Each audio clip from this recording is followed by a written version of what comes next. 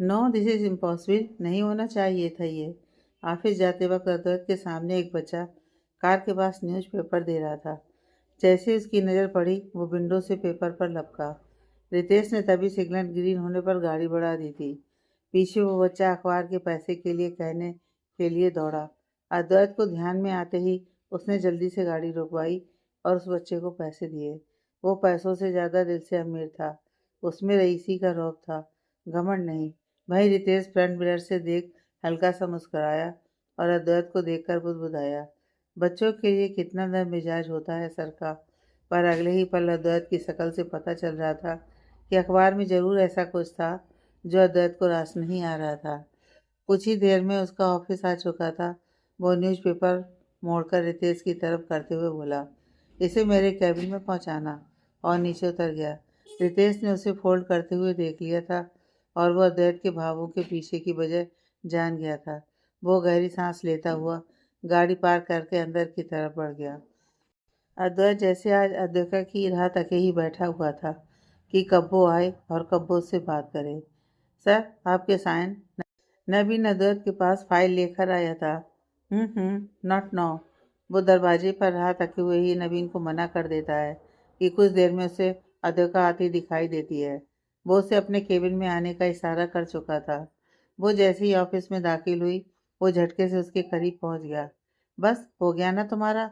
अद्वैत अद्विका की बाँह पकड़कर बोला। मैं? अब मैंने क्या किया? वो कुछ समझ ही नहीं पाई। तुम कुछ करती ही कहाँ हो? सब होता चला जाता है ना। वो एक एक शब्द चबाकर बोल रहा था। मुझे सच में नहीं पता। वो उसकी कैद में छटपटाने लगी थी। Look at this. वो न्यूज़पेपर सामने पटकते हुए बोला। ये? अद्विका ने देखा। न्यूज़पेपर के बिजनेस बर्ड वाले पेज में उसकी तस्वीर छपी थी, जिसमें अद्वैत अद्विका को देख रहा था और अद्विका अपने बालों में उंगलियां डाले खड़ी थी। देखने से पता चल रहा था कि अद्वैत उसे कुछ कह रहा था और वो उसकी तरफ अपलक देखे जा रही थी। इस मूवमेंट में वो दोनों बहुत क्यूट लग रहे थे, जबकि ऐसा कोई पल तो कल रात बना ही नहीं था। जाने कौन से एंगल से तस्वीर ले लिया करते हैं ये न्यूज़ वाले। ये देख कर ही अद्विका की आंखें फटी की फटी रह गई थीं। वो सोचने लगी कि ये कैसे हुआ है। वो मैं तो बस डर के मारे उसकी आवाज़ भी नहीं निकली थी। हाँ तुम, दूर रहो मुझसे, बहुत दूर। वो उसे दूर छिटकाते हुए बोला। और हाँ, आइंदा किसी मीटिंग या इवेंट में मेरे साथ नहीं चलोगी तुम, क्लियर? वो उंगली पॉइंट करते हुए बोला तो अद्विका भी तहस में आ गई। उसे ऐसा बिहेवियर बर्दाश्त नहीं था। ये तो गलत है। मैंने वो आगे कुछ कहती उससे पहले अद्वैत पीछे मुड़ा और मुड़ने के साथ ही वो उससे टकराकर उसकी बाहों में गिर गई। उसकी सांसें तेज चलने लगी थीं। वो इस हरकत के लिए बिल्कुल तैयार नहीं थी। वो उसके जस्ट पीछे ही खड़ी थी और अद्वैत के मुड़ने के साथ ही उसकी कमज़ोर सी बॉडी लड़खड़ा गई। अद्वैत ने उसे कमर से पकड़ रखा था और अद्विका का हाथ उसकी शर्ट के कॉलर को खींचे हुए था। डर के चलते उसकी आंखें बंद हो गई थीं। खुले बालों में और अद्वैत की मजबूत बाहों में वो इस वक्त बेहद खूबसूरत लग रही थी। ऑफिस की खिड़की खुली होने की वजह से आधी हवा में उसके बाल उड़कर अद्वैत के चेहरे पर आ गए थे। फिर भी वो बिना पलक झपकाए उसे देख रहा था, मानो हवाओं को उसने काबू में कर रखा था। सर, वो छूटने के लिए कसमसाई। अद्वैत ने झटके से उसे उसी तरह छोड़ दिया जिस तरह थामा था। नतीजन अद्विका फर्श पर गिर गई और उसकी कमर में तेज दर्द उठा। आह! वो तड़प कर बोली। कहा था ना दूर रहो। आई होप एग्जाम्पल याद रहेगा। कहकर वो लंबे लंबे डग भरते हुए केबिन से बाहर निकल गया और अतुका वहीं बैठी उसे जाते देखती रही। उसकी आंखों के सामने जब पेपर आ गिरा तब उसने उसे गौर से देखा और वो जल्दी से उठकर रितेश के पास चली गई। उसे इस खबर की पूरी जानकारी लेनी थी। रितेश सर, अद्वैत सर अपनी हद भूलते जा रहे हैं। वो उसके केबिन में दाखिल होती हुई बोली। उन्हें याद भी कब रहती है? वो बड़बड़ाया। क्या? कुछ नहीं। तुम शायद न्यूज़पेपर की बात कर रही हो। वो संजीदगी से बोला। मतलब सबको पता है? वो तो होगा ही, पर सर वो ऐसे रिएक्ट करके कैसे चले गए जैसे ये पहली बार ही हुआ है। क्या इससे पहले? नहीं, ये सच में पहली बार ही है, जिसकी वजह से भी है कि सर हमेशा इस बारे में सचेत रहते आए हैं। फिर तुमने गौर किया होगा कि अदर सर अपनी सेक्रेटरी किसी फीमेल को नहीं रखना चाहते। उसने याद दिलाते हुए कहा। क्यों? ऐसी क्या दुश्मनी है उनकी औरतों से? वो जानने के लिए बेताब थी।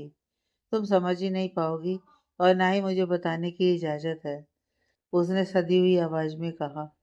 बस यूँ मान लो ये जो हुआ है सही नहीं है। वो जा चुका था। अद्विका असमंजस में थी कि आखिर ऐसा भी क्या हुआ है। मैं सर के बारे में पता लगा कर ही रहूँगी।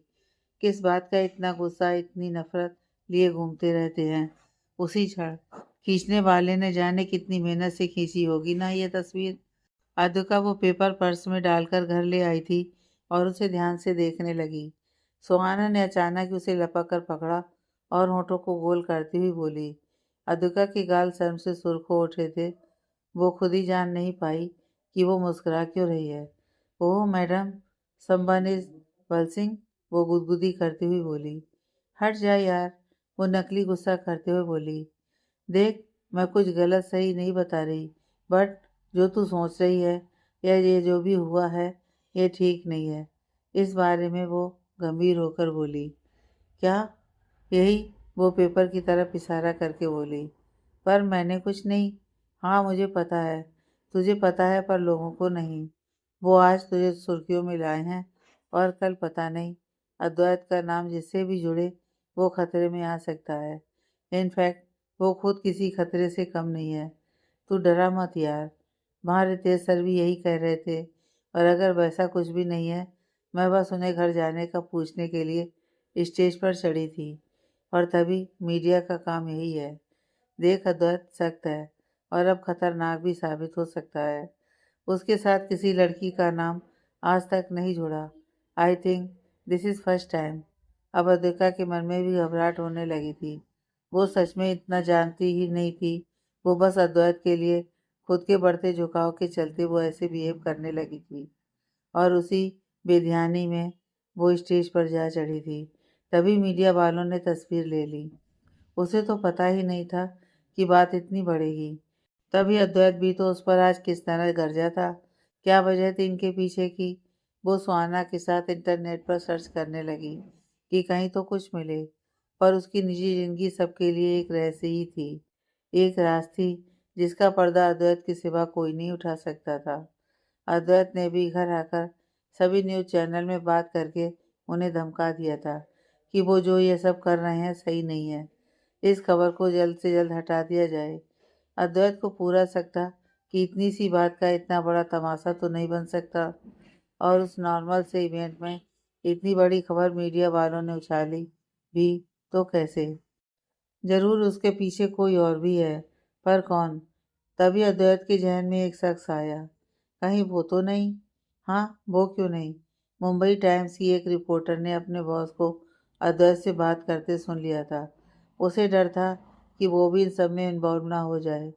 उसने जल्दी से किसी को फ़ोन लगाया और उसके निर्देश पाते ही कैब में बैठकर रवाना हो गई। वहीं दूसरी तरफ पुणे में एक बड़ी सी बिल्डिंग में सबसे ऊंचे फ्लैट में एक बड़ा सी हसीन लड़की के हाथों में जब मुंबई टाइम्स का न्यूज़पेपर आया तो वह अपनी जगह खड़ी हो गई। उसका चेहरा न्यूज़पेपर के पीछे छिपा हुआ था। उसके गोरे हाथों में रेड वाइन का गिलास थी और दूसरे हाथ में सिगरेट के साथ न्यूज़पेपर। वो पेपर को नीचे झुकाकर अपनी दिलकश आंखों को सिकोड़ती हुई बोली। ओह! अद्वैत अस्थाना के दिल में जगी दिल लगी। पीछे खड़ी वो वही रिपोर्टर थी जो इवेंट में अद्वैत को देखकर आहें भर रही थी। वो उस वक्त अद्विका के करीब ही खड़ी थी। उसे अद्विका के पास बैठी सुहाना की बातों से शक हुआ था कि वो अद्वैत को पसंद करती है। तभी अद्विका के स्टेज पर चढ़ते ही उसने ढेर सारी तस्वीरें ले लीं और कपल जैसे दिखने वाली एक तस्वीर को चैनल में दे दिया। बस इसी अनसुनी आधी सच्ची झूठी बात को वो तेज मसाले के साथ लगाकर यहाँ आई थी। जिन्होंने उसे ये काम दिया था, देखकर तो यही लगता था कि अद्वैत के सख्त पत्थर दिल को पिघलाने के लिए एक जरिया मिल चुका है। वो उसके कानों के पास आकर फुसफुसाई।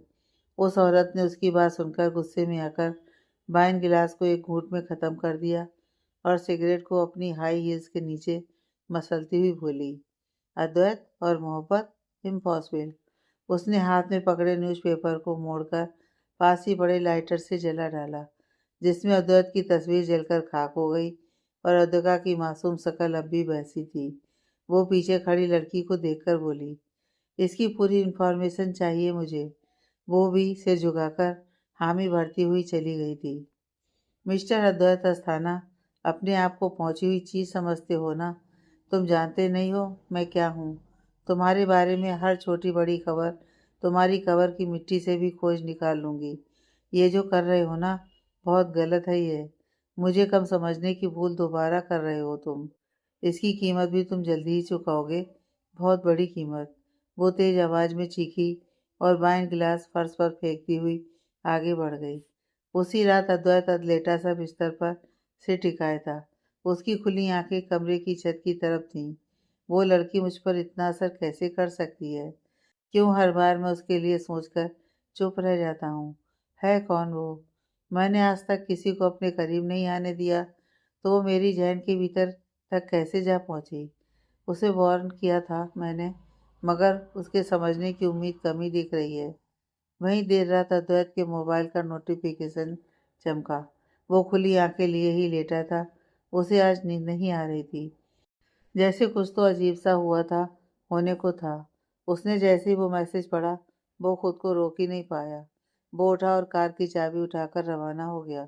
हालांकि उसने फ़ोन करके उसी वक्त उस शख्स को सब कुछ सुनाकर अपने मन की भड़ास निकाल ली थी, पर उसे इन सब के पीछे होने के लिए जिम्मेदार इंसान पर हद से ज़्यादा गुस्सा आया हुआ था। वो रात के सन्नाटे में तेज रफ्तार से गाड़ी चला रहा था। अद्विका के हॉस्टल पहुंच चुका था। आधी रात के 3 बजे थे। अद्विका जहां अपने ख्यालों को शब्द देने में कामयाब हो रही थी कि हाँ, उसका झुकाव अद्वैत के लिए बढ़ता ही जा रहा है, जो कुछ अलग सा ही है, और यकीनन वो इसे अब कम नहीं कर पाएगी। ये बढ़ता ही जाएगा। उसे महसूस होने लगा कि अद्वैत ने जब उसे समीर से बचाया, तभी से वो उसकी तरफ झुकी जा रही थी। हालांकि जो उसने किया था, उसने उसे इंसानियत का नाम दे दिया था, पर अब गुजरते दिन के साथ उसकी अद्वैत के लिए पनपी नफरत अब कम होने लगी थी, जो वक्त के साथ ख़त्म भी होने लगेगी। और वो अपने दिल के भीतर दबी आवाज़ को आज अल्फाज दे ही देती कि उसके कमरे का दरवाज़ा खटखटाने की आवाज़ आई। वो चुप कर बैठ गई कि इस वक्त कौन होगा। अपने आसपास नज़र दौड़ाती है तो शायद याद आता है कि शाम कोई सुहाना का प्लास्टर खुलने पर सजना उसे लेकर घर वालों से मिलवाने चली गई थी। वो तो उसे भी साथ चलने को कह रही थी, पर अद्विका ने मना कर दिया। वो इस वक्त अकेली थी और रात के 3 बजे अचानक की दस्तक से वो डर गई थी।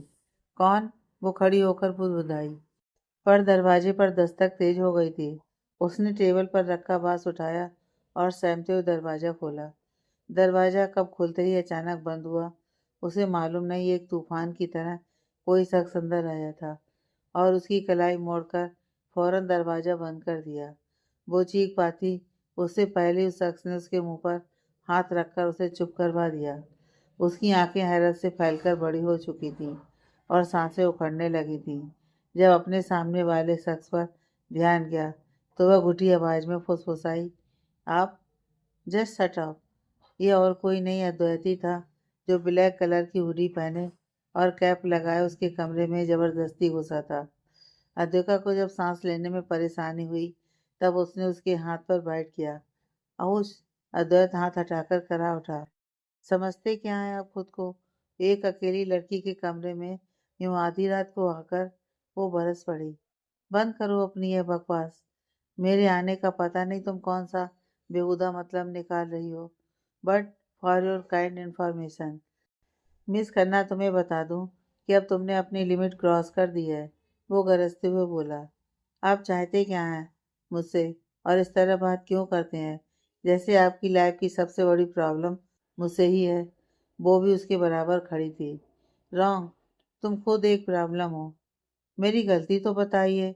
आज ऑफिस में भी आप, तुम्हें बताने का फ़ायदा क्या होगा?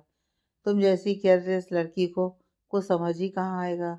बस इतना जान लो कि तुम्हारी इस बेवकूफ़ी की सज़ा अब मेरे। वो अचानक कहते हुए रुका और अतुका का हाथ दीवार से लगाकर, जिससे उसके हाथ में पकड़ा बॉक्स टूटकर चूर हो गया और अद्वैत के हाथों में चुभ गया। वो जब गुस्से में होता था, उसे समझ ही नहीं आता था कि वो कर क्या रहा है। वहाँ अद्विका मुंह पर हाथ रखे उसे देखती रह गई। उसे देखती रह गई। वो गुस्से में तो रोज ही नजर आता था, पर इतने गुस्से में आज पहली बार ही था। वो उसका हाथ पकड़ पाती उससे पहले अद्वैत ने उसकी कलाई मरोड़कर उसकी कमर से लगा दी और उसके नजदीक जाकर बोला, मुझे छूने की कोशिश भी मत करना। मुझसे और मेरी जिंदगी से दूर रहो, जितना हो सके उतना दूर। मैं तुम्हें अंदाजा भी नहीं है कि तुमने क्या किया है। अदुका अपनी ताकत लगाकर उससे छूटकर बोली, बस बहुत हुआ आपका। ये किया है वो किया है, इतनी देर से यही सुने जा रही हूँ। आखिर बताओ तो सही कि किया क्या है मैंने। ये किया है। अद्वैत ने अपना फ़ोन अदुका के सामने लहराया और जल्दी से हटा भी दिया। वहीं अदुका कुछ कुछ समझने की कोशिश कर रही थी। अद्वैत अपनी हुडी कैप लगाकर तेजी से बाहर की तरफ बढ़ गया। उसके जाने पर दरवाज़ा हवा से खुलता बंद होता रह गया। उसके जाते ही अदुका को याद आया कि उसे अद्वैत ने एक मैसेज दिखाया था, जिसमें जिक्र किया गया था कि अपनी बेवफाई की बहुत बड़ी कीमत चुकाओगे तुम, अद्वैत अस्थाना। उसने सरसरी नज़रों से भेजने वाले का नाम पढ़ा था, जो किसी लड़की का था, नताशा। अद्विका इन सब के लिए कहाँ तैयार थी। वो तो अद्वैत की हरकतों से ही कांप उठी थी कि वो यहाँ क्यों आया है, और इस तरह का बर्ताव आज उसने पहली बार ही किया था। फिर अचानक आज वाले इंसिडेंट का कनेक्शन किसी लड़की से कैसे जुड़ गया, वो समझ ही नहीं पाई। क्या सच में अद्वैत की जिंदगी में कोई है या जा चुकी है, और अद्विका के आने की आहट से वो अद्वैत की किसी खास को नुकसान पहुंचाने की कोशिश करेगी। उफ, अद्वैत से जुड़े ऐसे कितने ही पहलू हैं जो अनकहे अनसुलझे रहे हैं। मगर उसकी जिंदगी में कोई लड़की है तो क्या वो उसकी मोहब्बत थी? फिर अद्वैत की नफरत के पीछे भी कोई लड़की ही है? अद्विका का दिमाग सोचकर ही फटने लगा था। वो अपने दोनों हाथ अपने कानों पर रखकर जोर से चिल्ला उठी, अपनी शख्सियत पर इतना कड़ा पहरा क्यों लगाए हुए हो? हर बार क्यों चले आते हो मुझे अपनी जिंदगी से जुड़ी आधी अधूरी बातें बताने? क्यों हैं आप इतनी बड़ी पहेली? क्यों? अद्विका अगली रोज ऑफिस गई। तब अद्वैत मौजूद ही नहीं था। वहीं उसे पता चला कि रितेश भी नहीं आया है। रोहन बता रहा था कि अद्वैत किसी काम से पुणे गया है और आज लीव पर रहेगा। Okay then, back to work guys, वो बोला और कोल्ड कॉफी लेते हुए सबको काम करने को कहने लगा। वहीं अद्विका फाइल्स रखने के बहाने अद्वैत के केबिन में जाकर सब पता लगाने की कोशिश करने लगी। उसे विश्वास था कि उसके कैबिन में उसकी पर्सनल डिटेल्स से रिलेटेड कुछ ना कुछ तो मिल ही जाएगा, और आज अद्वैत का अनुपस्थित होना उसके लिए फायदेमंद था।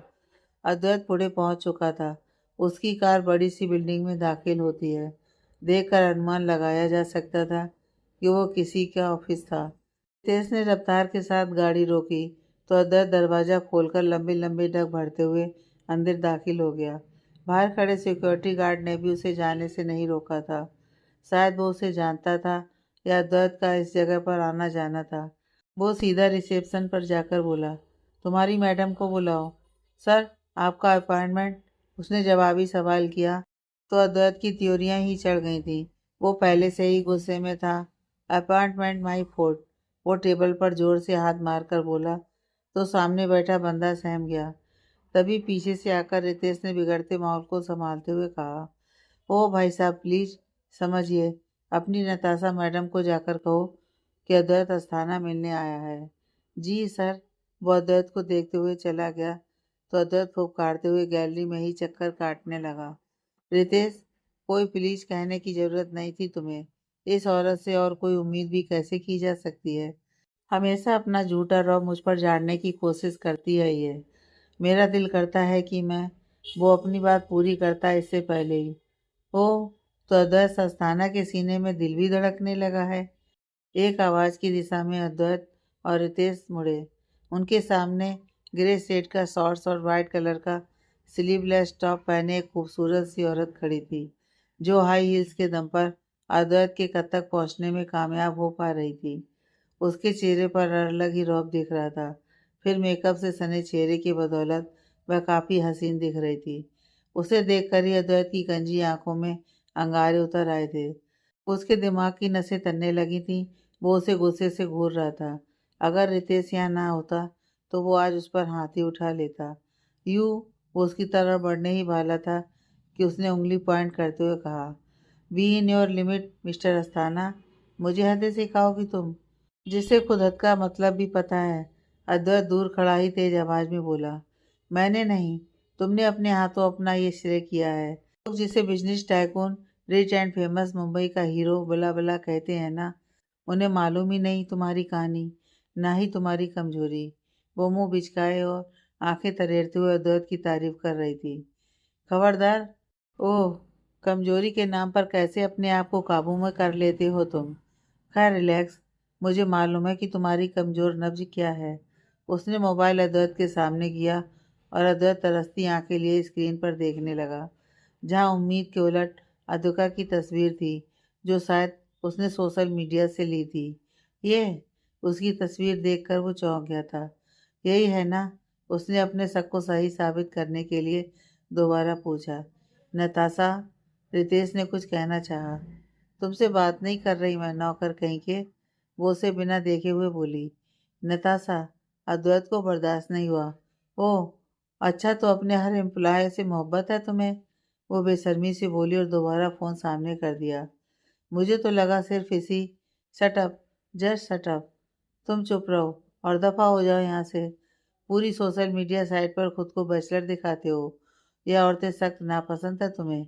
ये झूठा रौब झाड़ते हो, अफवाहें फैलाते हो। हकीकत क्या थी वो मैंने कल ही देख ली थी। अब तुम ये कान खोलकर सुन लो। तुम्हें जो चाहिए वो कभी तुम्हें नहीं मिलेगा। उम्र भर तड़पोगे, तरसोगे तुम उसके लिए। भीख मांग लो, पर यह नताशा का वादा है तुमसे कि ये ख्वाहिश भी ख्वाहिश ही रहेगी।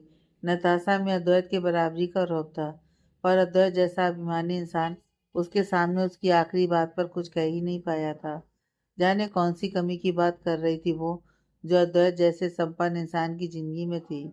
अद्वैत उसकी बकवास को और नहीं सुन सकता था। वो मुठ्ठियां कसता हुआ फौरन वहां से चला गया। वहीं रितेश नताशा को रोकते हुए बोला, बहुत गलत कर रही हो ये तुम। सही गलत की डेफिनेशन मुझे कम से कम तुमसे तो नहीं सीखनी पड़ेगी। तुम खुद कहाँ हो ये देखो। कुत्ते की भी तुमसे ज्यादा इज्जत होती है, और तुम अदर्थ अस्थाना के आगे पीछे तो मिलाते घूमते हो।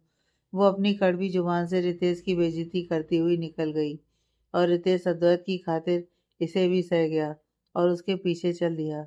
वहीं नताशा फोन मिलाते हुए कहती है कि हाँ मिस अद्विका खन्ना, हाँ समझ गए ना, बहुत काम आएगी वो हमारे।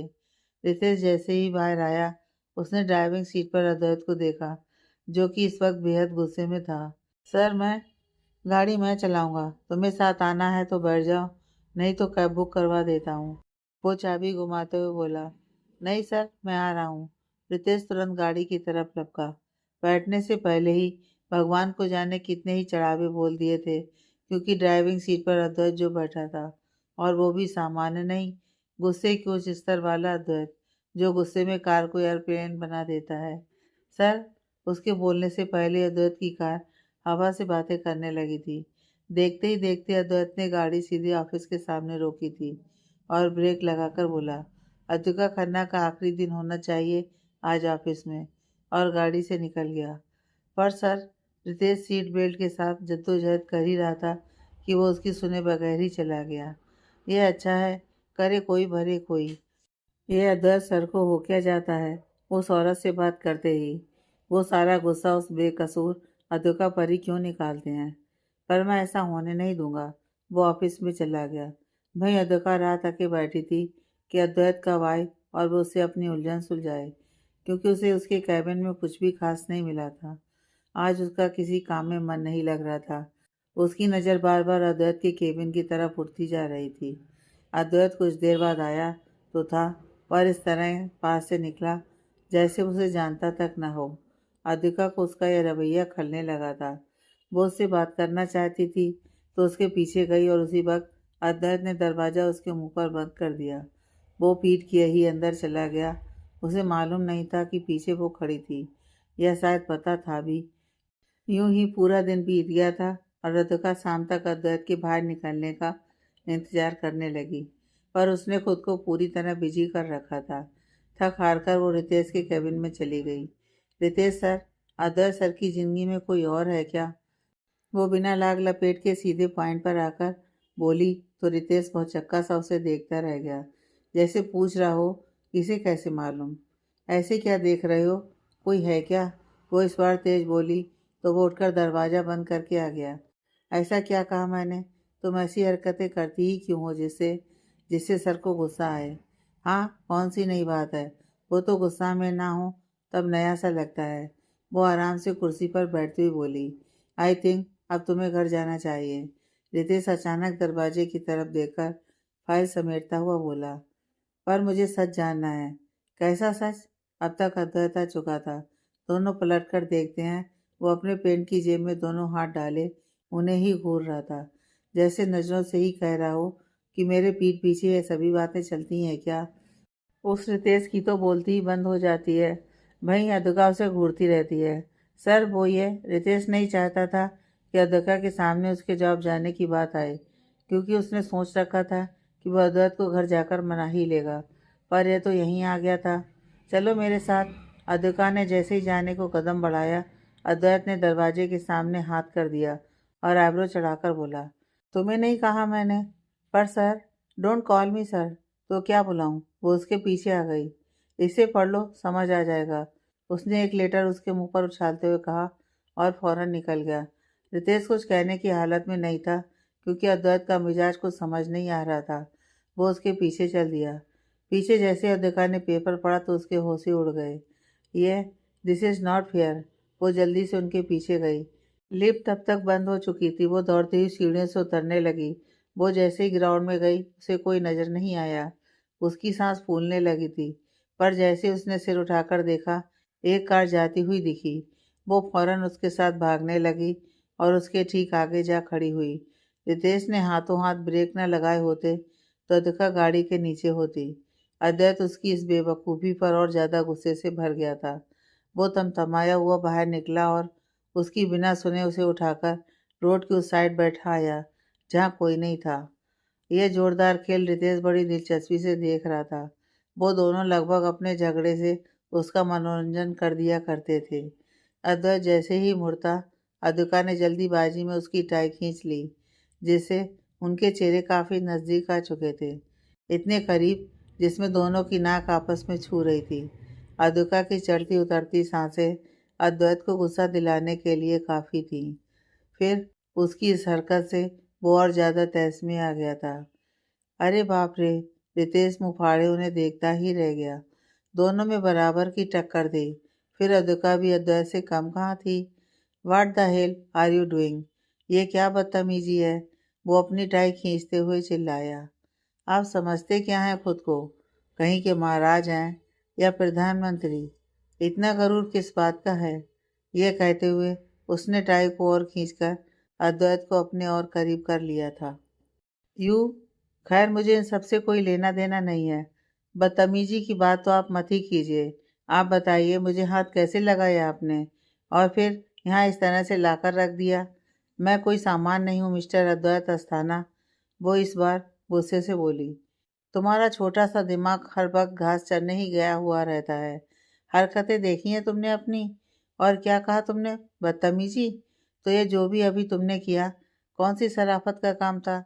अचानक इस तरह मेरी गाड़ी के आगे आके मरने का शौक है तुम्हें? कोई शौक नहीं मुझे आपकी सो कॉल्ड कार के आगे आने का। मैं बस यही कहने आ रही थी कि आपको कोई हक नहीं है इस तरह से मुझे नौकरी से निकालने का। वो अचानक से पेपर के टुकड़े हवा में उछालती हुई बोली। हो गया स्यापा। रितेश ने अपना सिर पीट लिया। उसे अद्वैत से यही उम्मीद थी और इसी बात का डर भी, जो इसने पूरा कर दिया। तुम्हें भी कोई हक नहीं है मेरी पर्सनल लाइफ में बेवजह घुसने का। मैंने पहले भी कहा था तुमसे अपनी हद में रहना, मुझसे और मेरी ज़िंदगी से बहुत दूर ही रहना।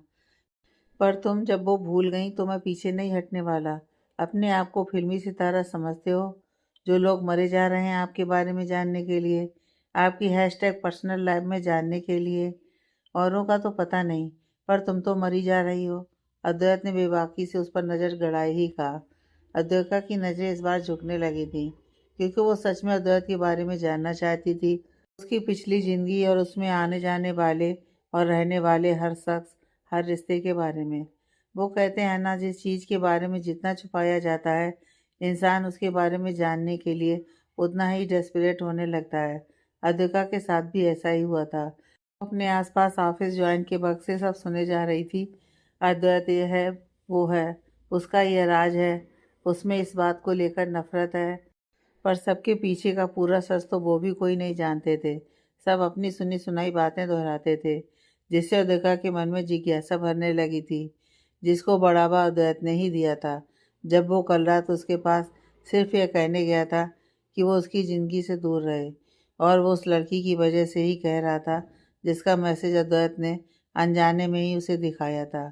हूँ, मिल गया जवाब। अद्वैत ने उसकी गिरफ्त से टाई छुड़ा ली और जाने लगा। तभी अद्विका उठती हुई तेज आवाज में बोली, कौन लगती है नताशा आपकी? अद्वैत के कदम वहीं ठहर गए थे। रितेश ने भी गाड़ी के शीशे चढ़ा लिए और वहां से भाग छूटा। वो इन सब के आगे होने वाले अंजाम से ही डर गया था। अद्विका को कैसे पता चला होगा उसका, और पता चल भी गया था तो इस तरह चिल्लाकर क्यों पूछ रही है? एक बार मुझे तो बताया होता। भगवान जाने अब अद्वैत उससे क्या और कैसे बात करेगा। उसे बात करनी आती ही कहाँ थी। वो तो अपनी ईगो और गुस्से को अपने सिर पर सवार ही रखता था। गॉड प्लीज सेव अद्विका, वो मिन्नतें करता हुआ तेजी से गाड़ी चलाते हुए निकल गया। अद्वैत ने जैसे ही ये सुना उसका माथा ही ठनक गया। बोलते पाँव होता हुआ अद्विका के बेहद करीब आया और उसका हाथ पकड़कर ऑफिस के बैक एरिया में ले गया, जो जगह बिल्कुल सुनसान थी।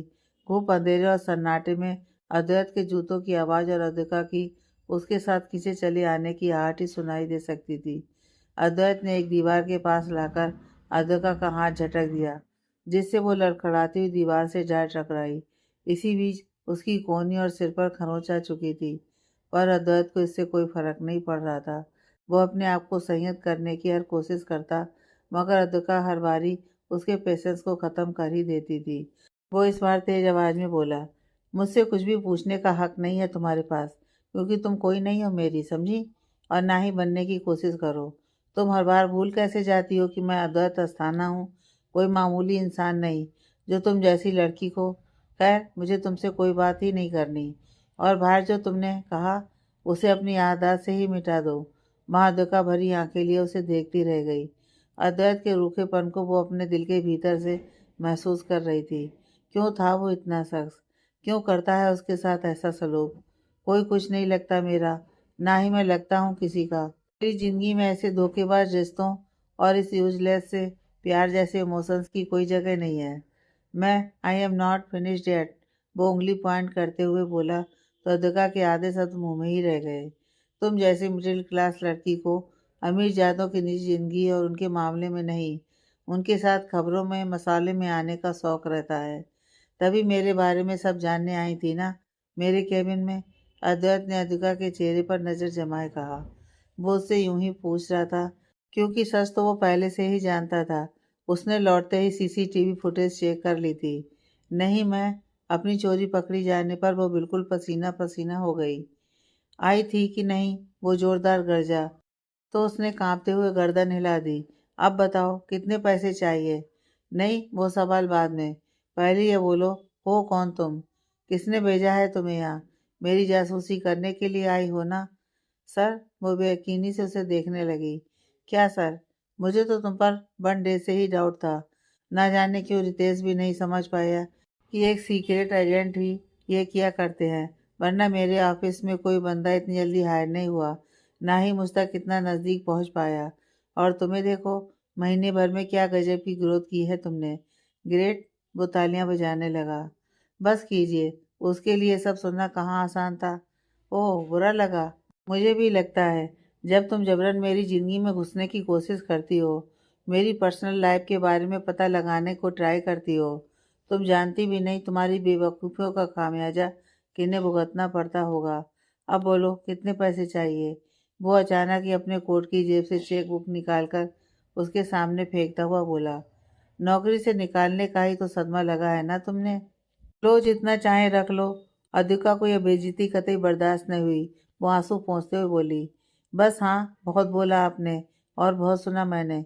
और ये, वो चेक बुक उठाकर बोली, इन रुपयों का ही घमंड दिखा सकते हैं आप? तभी तो अपनी दौलत शोहरत वाली भरी दुनिया में अकेले रह गए हैं आप, बिल्कुल अकेले। और कहीं ऐसा ना हो कि आप। अद्वैत उसके नज़दीक आया और उसके दोनों हाथ पकड़ लिए। वो जैसे कुछ भी करके अद्वैता की बात पूरी नहीं होने दे सकता था। बस आगे कहने की जुर्रत भी मत करना। क्यों? डर गया स्थाना जी? तन्हाई सभी को कचोटती है। यह दर्द, बेबसी, यह घुटन जीना मुहाल कर देती है।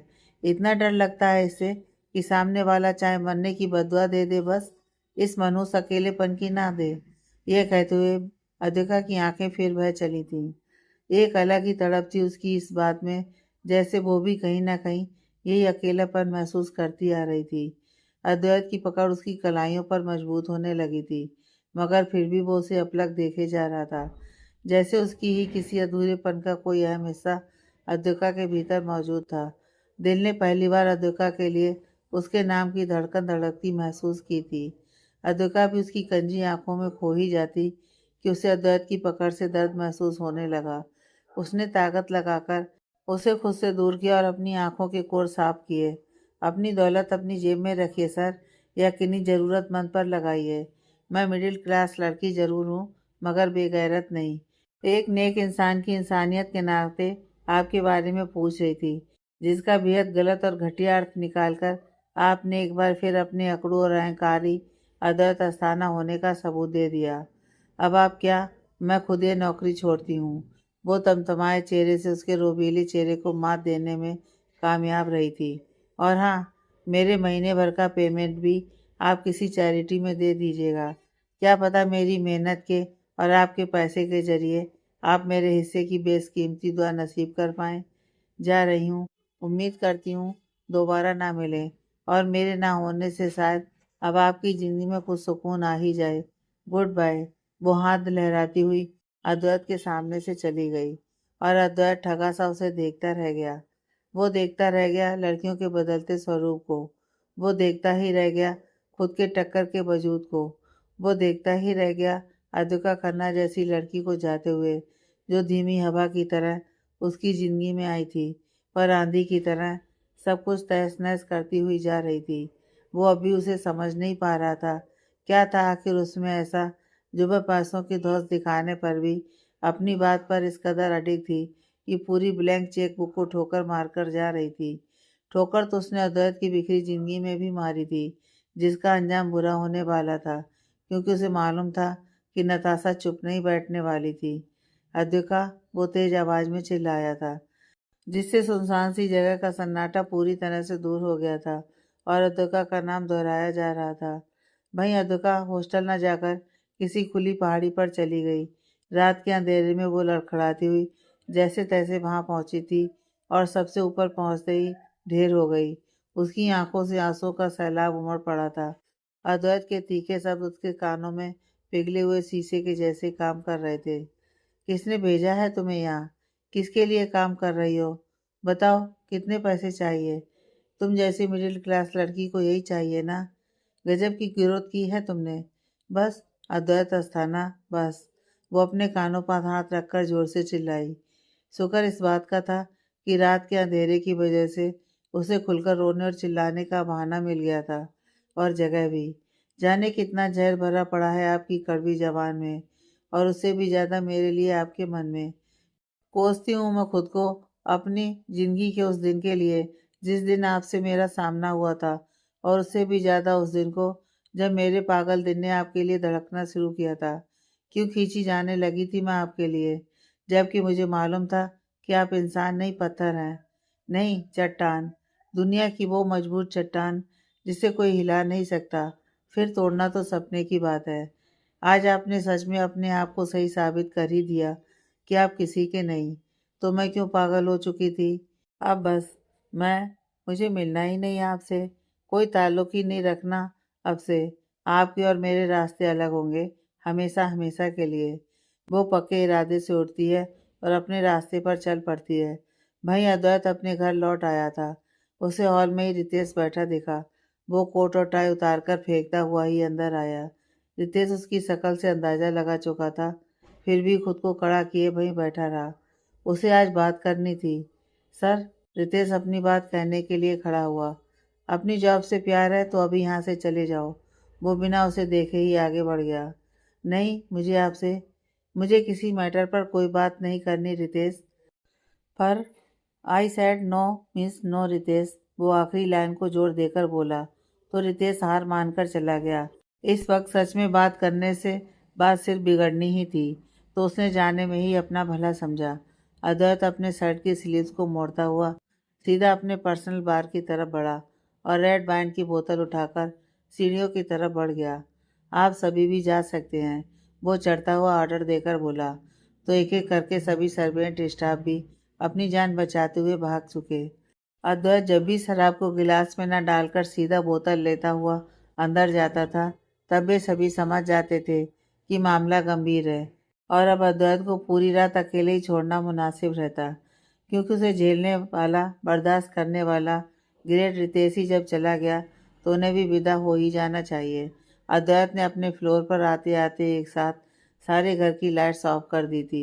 वो अपने घर को अपनी ज़िंदगी के जैसा बना चुका था, बिल्कुल अंधेरा और सन्नाटे से भरा।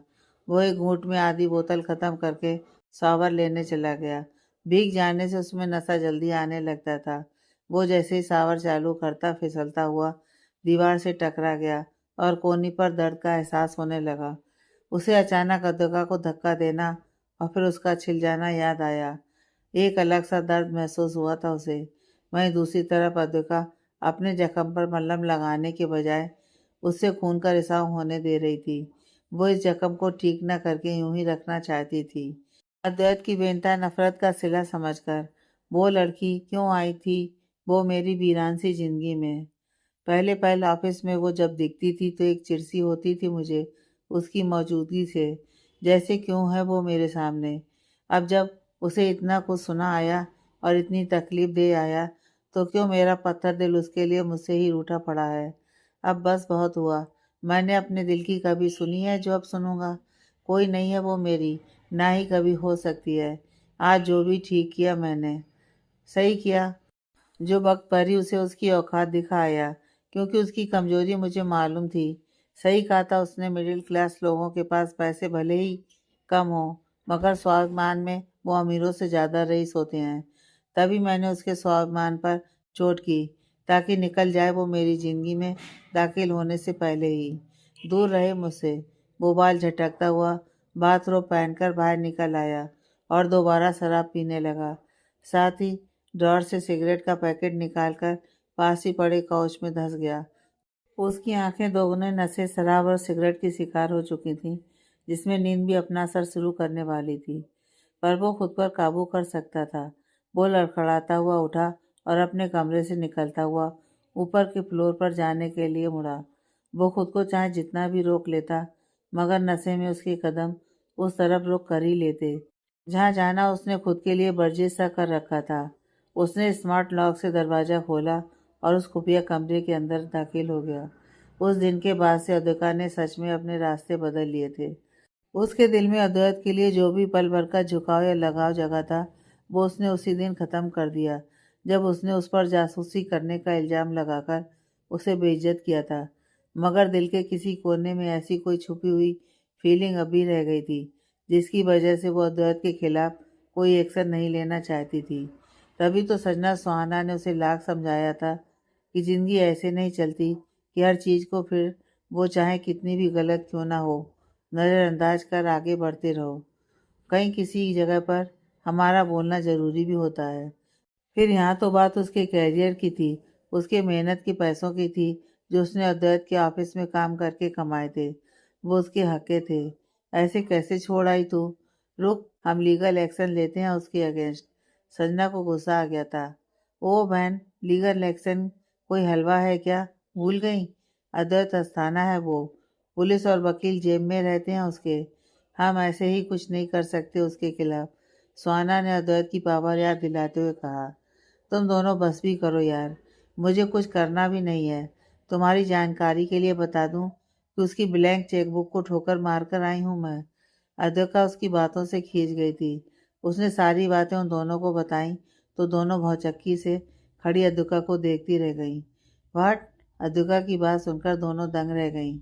मुझे उससे कोई लेना देना नहीं रखना, पर अब तू आगे करेगी क्या? वो मुझे मालूम है, वो बोली और कुछ सोचने लगी। उस दिन के बाद से उसने वो जॉब छोड़ने के तुरंत बाद उस कंपनी को ज्वाइन कर लिया था जिसमें अद्वैत की पार्टनरशिप थी। अद्वैत के आश्रम वाले नए प्रोजेक्ट के सिलसिले में साइट पर मिला वो शख्स अद्विका से प्रभावित तो पहले से ही था। फिर जब अद्विका ने खुद से जॉब के लिए अप्लाई किया तो उन्होंने भी ना नहीं किया। अद्वैत भी अब काफ़ी हद तक दिमागी हालत से ठीक था, क्योंकि उसके नाक में दम करके रखने वाली अद्विका जो उसके साथ नहीं थी। वो ऑफिस में अपना दबदबा कायम रखना चाहता था, जिसका ठोस सबूत उसने ये करके ही दे दिया कि अद्विका की तरह किसी और एम्प्लॉय ने उसके साथ 4 कदम आगे निकलने की कोशिश की थी तो उनके साथ भी यही होगा। वहीं रितेश की ज़िंदगी में सिर्फ सेक्रेटरी के इंटरव्यू लेने का काम बाकी रह गया था। वो तंग आ चुका था अद्वैत के सिरफिरे बर्ताव से। उसे गुस्सा आता था कि वो सब कुछ छोड़कर चला जाए, मगर अद्वैत के पुराने एहसानों के बोझ के नीचे वो इस तरह दबा हुआ था कि उसका यह ख्याल भी सांसें नहीं ले पाता और वो मजबूरन यहीं रुकने का मन बना लेता। इस बार तो अद्विका के आने पर उसे एक उम्मीद जगी भी थी कि शायद अब उसका अकड़ूबाज कुछ तो लाइन पर आए, मगर अद्वैत ने उसे भी निकाल कर यह इच्छा भी पूरी नहीं होने दी। उसने सोच रखा था कि इस बार वो कोई सेक्रेटरी हायर ही नहीं करेगा। यह हो ही नहीं सकता। अद्वैत टैब स्क्रीन पर नजर गड़ाए बोला। यह तो हो गया है सर। रितेश जो उसके बगल में ही खड़ा था बोला। हमारी कंपनी का प्रोजेक्ट काफ़ी हुआ तो कैसे? हाँ, वैसे तो इस पर अद्विका ही काम कर रही थी। हाँ, पर इसकी इतनी औकात नहीं कि वो अद्वैत को चीट करे, वो गुरूर से बोला। आपने जो किया है उसके बाद वो ऐसा कर भी सकती है। रितेश धीरे से फुसफुसाया। कुछ कहा? नहीं, कुछ नहीं। पता करो इसका। जी सर। रितेश कुछ न कहता हुआ निकल गया। उसे अद्वैत के साथ आज किसी मीटिंग में जाना था। अब वही उसकी सेक्रेटरी वाला काम भी देखता था, क्योंकि अद्विका को गए कुछ ही दिन हुए थे और अब वो दोबारा किसी को जल्दीबाजी में हायर करके अपनी इकलौती नौकरी से हाथ नहीं धोना चाहता था। अद्वैत के नए प्रोजेक्ट की तैयारियां जोरों पर थीं। वो शाम को साइट पर गया था। उसे वहां जाने पर न जाने क्यों अद्विका की मौजूदगी का एहसास हुआ, क्योंकि आखिरी वक्त वो उसी के साथ यहाँ आया था। ओह, कितना झगड़ती है वो। उसे कितनी जिद्दी, कितनी मनमानी करने वाली बिहेवियर से हूबहू मेरी तरह। एक बार फिर वो उसे सोचने में गुम होने ही वाला था कि उसके मोबाइल स्क्रीन पर चमकते नंबर ने उसके माथे पर सिकन ला दी। फिर कुछ सोचते हुए उसने फ़ोन रिसीव ही नहीं किया और मीटिंग के लिए निकल गया। वे दोनों जैसे ही आकाश खुराना के ऑफिस पहुंचे, उसे मीटिंग रूम में पीट करके खड़ी एक लड़की दिखाई दी। अद्वैत यूं हर किसी को आंख उठाकर देखता तो नहीं था, मगर इस लड़की ने ना चाहकर भी अपने खड़े होने के अंदाज से उसका ध्यान अपनी ओर खींच ही लिया था। अद्वैत के चलते कदम रुक गए और वो वहां खड़ा उसे देखने लगा। उसने क्रीम कलर की कुर्ती और ब्लू कलर की डेनिम पहन रखी थी। अपनी पोनी टेल में रेड कलर का स्कार्फ उलझाए फ्लैट स्लीपर में वो पैरों के पंजों को ऊपर करके रैक से कुछ फाइल्स निकाल रही थी। उसके कमर तक लहराते बाल उसकी बॉडी मूवमेंट के साथ हिल रहे थे। अद्वैत आंखें तरेरते हुए बोला, डिस्गस्टिंग। उस लड़की ने अद्वैत को देखने के लिए शायद चेहरा घुमाया भी था, पर तब तक वो जा चुका था। Hello Asthana ji. Hello mister Khurana. दोनों ने गर्म जोशी से एक दूसरे से हैंडशेक किया। मुझे अपने प्रोजेक्ट को अनाउंस करने के लिए बहुत बड़ी पार्टी ऑर्गेनाइज करनी है, अद्वैत पानी पीते हुए बोला। या श्योर, आकाश खुराना खुलकर मुस्कुराया। बट मेरा प्रोजेक्ट आपके और मेरे सामने की बात थी, जिसमें कोई और शामिल हो सकता है, यह बात मुझे जरा जची नहीं। अचानक अद्वैत का रवैया ही बदल गया। कैसे? मतलब ये, उसने अपना टैब आगे कर दिया, जिसमें अद्वैत के नए प्रोजेक्ट के कुछ आइडियाज़ पुराना कंपनी से मिलते जुलते दिखे। वो न्यूज़ भले ही अद्वैत के पास उसके सोर्सेज के थ्रू फिलहाल प्राइवेटली ही सामने आई थी, मगर इन सब खबरों को पब्लिक होते देर भी कहाँ लगती है। ये डोंट एक्ट लाइक इनोसेंट, अद्वैत सीधे बैठते हुए बोला तो आकाश खुराना के चेहरे का रंग ही उड़ गया। मैंने नहीं, वो कुछ समझ पाता उससे पहले ही। मैं आई कम इन। आवाज़ की दिशा में वो तीनों पलटे। अद्वैत हैरान था। उसने जिस लड़की को अभी बाहर खड़े देखा था वो उसके सामने थी, और वो कोई और नहीं, अद्विका थी। उन दोनों ने जब एक दूसरे को देखा तो एक बार के लिए कुछ कहना ही भूल गए। अद्वैत कुर्सी से खड़ा हो गया और उसके साथ ही अद्विका पूरी तरह से उसे नज़रअंदाज करती हुई आकाश खुराना के सामने फाइल रखकर जाने लगी। 1 मिनट, अद्वैत ने उसे हाथ के इशारे से रोका तो अद्विका इस तरह से निकल गई जैसे उसने कुछ सुना ही नहीं। आई सेड स्टॉप, अद्वैत आदेशात्मक लहजे में बोला।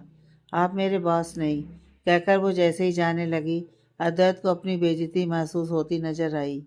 किसी ने आज तक उसे ना करने की कोशिश नहीं की थी और उसके क्लाइंट्स के सामने तो हरगिज नहीं। वो लपक कर उसके हाथ की तरफ बढ़ा। इसके साथ ही आकाश खड़ा हो गया। Mister Asthana, can you 5 minute leave us alone mister Khurana. Advait की ऐसी बेबाकी पर अद्विका उसे देखती रह गई। ओह ओके, वो कहकर बाहर निकल गया। मेरा हाथ छोड़िए मिस्टर अस्थाना।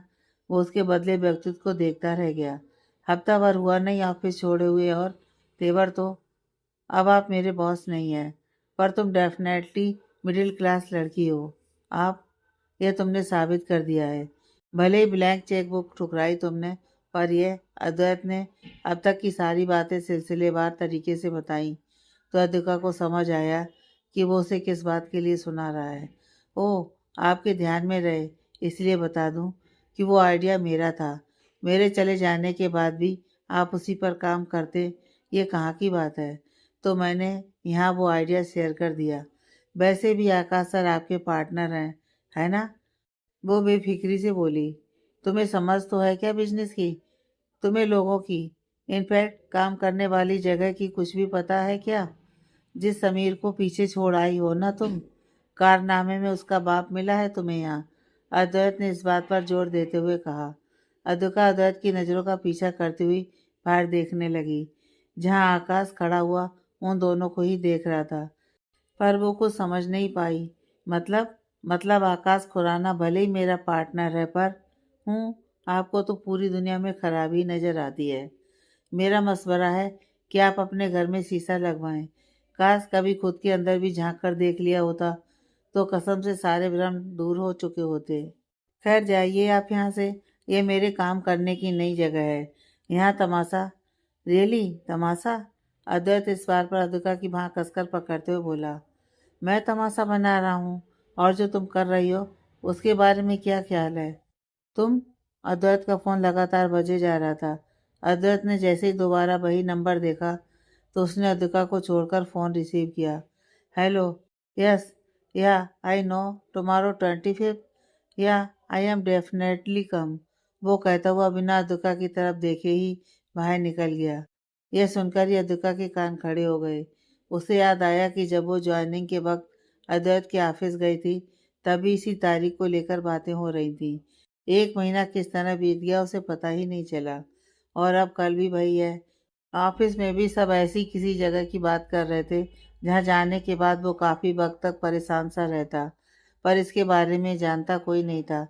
शायद उसके पीछे जाने से सब पता लगाया जा सके, शायद नहीं। हाँ, तो मैं अब पीछे नहीं हट सकती। मिस्टर अद्वैत अस्थाना की मिस्टीरियस लैब के बारे में अब मुझे पता लगाना ही होगा, और इससे बेटर मौका मेरे पास दोबारा नहीं आ सकता, वो पक्का इरादा करते हुए बोली। अद्विका को जानना था कि अद्वैत 25 तारीख को करता क्या था, जाता कहाँ था। उसकी बेरुखी के पीछे आखिर था कौन। उसकी नाजुक नब्ज भी शायद उसके पीछे ही जुड़ी थी। अद्विका ने रात भर में यह तय कर लिया था कि वो उसका पीछा करेगी तो उसकी निजी जिंदगी से जुड़ी कोई तो खबर उसे मिलेगी ही। कम से कम अहंकारी अद्वैत के बारे में कुछ तो पता लगेगा ही। और इधर कल दोबारा 25 तारीख थी और अद्वैत इस बार बहुत खुश था, क्योंकि पिछली मुलाकात वो पूरी नहीं कर पाया था। मगर अब की बार वो ज़रा सावधान था, और आसपास अद्विका भी तो नहीं थी। उसे यकीन था कि इस बार वो खाली हाथ नहीं लौटेगा। उसने रितेश से कहकर सारी मीटिंग्स कैंसिल करवा ली थी और कल की तैयारी में जुट गया। वो जरा सी भी चूक करके पिछली बार की तरह फिर से महीने भर का इंतजार नहीं करना चाहता था, और ना ही कर सकता था। अगर इस बार कुछ भी गलत हुआ तो अद्वैत अपना आपा ही खो बैठेगा, क्योंकि यह महीना ही उसके लिए बहुत भारी गुजरा था, और ऊपर से अचानक अद्विका का उसकी ज़िंदगी में आना और चले जाना उसकी शांत पड़ी ज़िंदगी में तूफान ले आया था।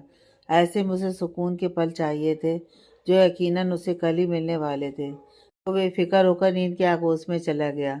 अगली सुबह अद्वैत रितेश के साथ निकला अद्विका भी अपनी तैयारी के साथ थी। सुबह वो अस्थाना विला के आगे साइकिल लिए खड़ी हो गई। क्योंकि किसी और साधन से पीछा करना खतरे से कम नहीं था, तो उसने साइकिल चुना जो किसी भी जगह से निकल सकती है और वक्त आने पर छुप भी सकती है। रितेश गाड़ी बढ़ा चुका था। अद्विका भी उनके कार का पीछा कर रही थी। अद्वैत की नज़र से कोई बच पाया था जो वह बच पाती। उसे गाड़ी के फ्रंट मिरर से पीछे की साइड से हुडी में आता हुआ एक शख्स दिखा, जो बहुत देर से जो अद्वैत की कार की दिशा में ही मुड़े जा रहा था, उनके पीछे आ रहा था। वो बोर्डिंग स्कूल वाला रास्ता ही था और अब अद्वैत कोई रिस्क नहीं लेना चाहता था, क्योंकि उसे इस महीने हर हाल वो मुलाकात पूरी करनी ही थी, जो पिछली बार किन्हीं कारणों से अधूरी रह चुकी थी। रितेश को गाड़ी की स्पीड कम करने के लिए कहकर वो कुछ सोचने लगा, तब गौर किया कि उस बंदे ने भी साइकिल धीरे कर ली है और छुपने की कोशिश में था। अब उसका शक यकीन में बदल चुका था। उसने गाड़ी रुकवाने को कहा और पल भर में गाड़ी से बाहर निकल गया। तब तक साइकिल और वो बंदा दोनों नदारद थे। उसे ताज्जुब हुआ, पर इस बार उसने रितेश से रास्ता बदलने को ही कह दिया। कुछ ही देर में उनकी गाड़ी तेज रफ्तार में अपना रास्ता बदलती हुई निकल गई और पेड़ के पीछे साइकिल लिए खड़ी अद्विका छुपने की कोशिश में तो कामयाब हो गई थी, क्योंकि अगर वो वहीं रहती तो अद्वैत बेधड़क उसके सामने आ जाता और उसे पहचान ही जाता। फिर उसके यहाँ होने का कारण पूछता, जिसके लिए उसके पास बना बनाया जवाब तैयार ही ना था। तो उसने छिपना तय किया। मगर वो उससे तो बच गई, पर जैसे ही साइकिल लेकर दोबारा निकली तो रास्ता सुनसान पड़ा था। वो तो अद्वैत के भरोसे ही इस अनजान रास्ते पर चल पड़ी थी। उसे मालूम ही नहीं था कि वो शहर के किस छोर पर आ गई थी। ओ गॉड, ये मिस्टर अस्थाना कहाँ चले गए? अब मैं क्या करूँगी? वो हुडी कैप उतार कर सोचती रही। उसके सामने अब जंगल की तरफ जाता रास्ता और पीछे की तरफ दूसरा लौट जाने का रास्ता ही बचा था। वो किसी भी रास्ते का चुनाव कर पाती उससे पहले ही उसके करीब से एक काले रंग की वैन निकली और निकलने के साथ उसके चेहरे को ढकते हुए अपने साथ सवार करती हुई आगे बढ़ गई। वो छटपटाती और दबी आवाज़ में कुछ कह पाती, उससे पहले ही वैन का दरवाज़ा बंद हो चुका था। आगे की कहानी नेक्स्ट पार्ट में।